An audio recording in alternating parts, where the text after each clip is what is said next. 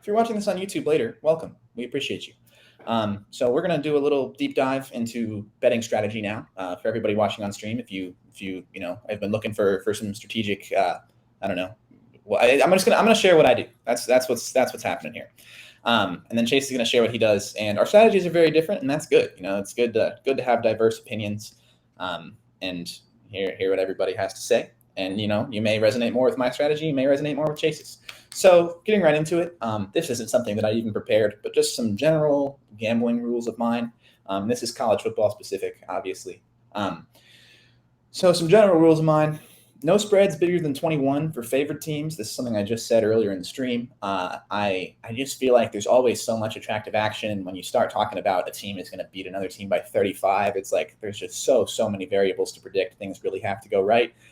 Obviously, every spread gets covered by one team or the other, and teams cover 35-point spreads all the time. But to me, I find it much easier to find edges when games are going to be much closer.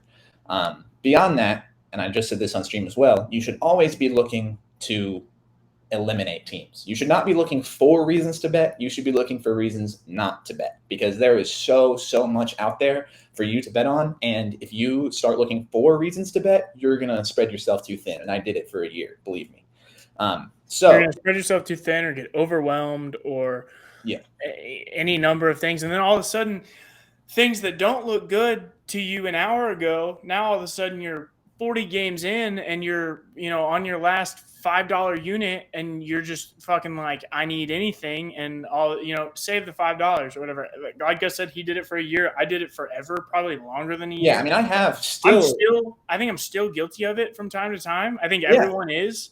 For sure. Yeah. And it's like, I don't know, it's age old advice. It's basically just the gambler's fallacy, but obviously don't do this with any money you're not prepared to lose. I feel like that totally goes without saying. But beyond that, still give a shit about the money that you're gambling. There is, especially in sports betting, you can actually win with consistency if you develop a strategy that really works and refine it as you need to. And that's the thing is, especially in this day and age, sports, all of them are a moving, breathing thing. That things change, metas change, the styles change. So you got to really be paying attention. So anyway, I'm going to share, this has been my college football strategy for, I don't know, I guess 2 seasons now. And it works pretty effectively for me. It's kind of analytical, but this is how I like it.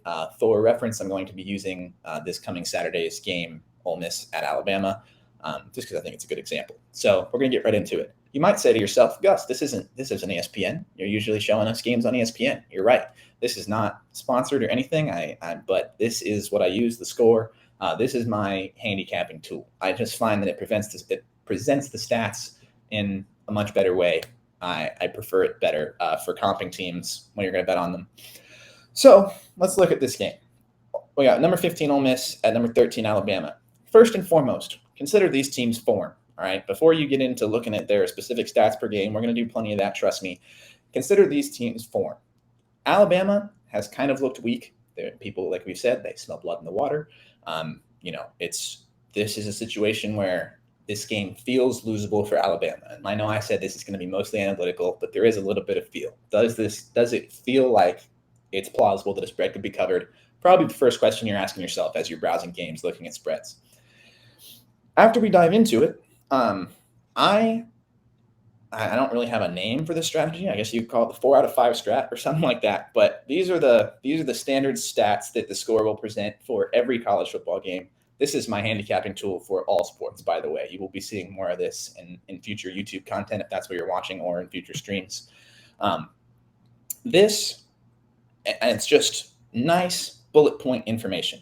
When I look at a game, and this is incredibly important, this is for conference games only. This shit does not apply when there's 2 teams that have been playing in different conferences all fucking year, and then they clash with each other because their stats are going to be all wonky. Pac-12 teams are going to have this crazy offensive production. Their defense is going to look like garbage, and against an SEC team, it's all going to be skewed.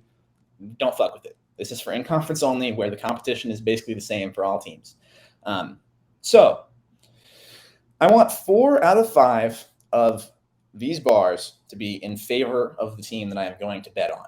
And even if it's not the favored team, even if the team is plus money, I still want to see 4 out of 5. That's what it takes for me to bet on an underdog, because I want 4 out of 5 of these categories to lean in favor of that underdog in both of these places. Beyond that, I also like to add 3 points for the home team to the points per game, because home field advantage is a real thing. That is not really even backed by anything. I just feel like you get a field goal edge at home, kind of arbitrary, but it's always seemed to work pretty well for me. So in this case, I would say, okay, Ole Miss has 52.7 points per game. That's good. It's fourth in the country. Actually, it's damn good. Alabama has 32.3 points per game. If I add 3 to that, are they winning? No. So that stat continues in my favor. 4 out of 5 is satisfied up top. 4 out of 5 is satisfied on the bottom. In fact, it's 5 out of 5 on the bottom, defensive stats. From there, if you like, you can stop there. If you want to do more analysis, if you want to look for reasons that you shouldn't bet, which is what I think you should do, you can start to dive into records and the specific opponents. And, like I said, look at form, look at their past matchups. So I'll shoot over here. This is a 2 software system. I'm going to shoot over to ESPN so I can see their form real easy.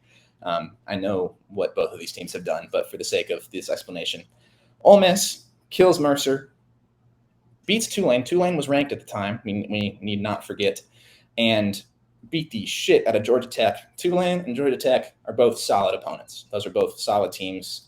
I think Tulane and Georgia Tech would both beat Mercer by 40. So those are good enough opponents to me. Beyond that, we got Alabama's form. We obviously have the loss at Texas and not a great win at USF last week. So then I have even further confirmation on this. If these situations were flipped, if I just looked at those stats and Ole Miss was clear-cut better by my strategy, but these situations were flipped and Alabama had been rolling everybody and Ole Miss hadn't looked as good, I might start to consider whether those stats are actually valid, whether they hold up. And at that time, it would be time to dive deeper into specific games and look at the stats of the other teams. That's also something you can do. But the bullet point strategy is have a look at their quick stats on the score. It's great presentation for you.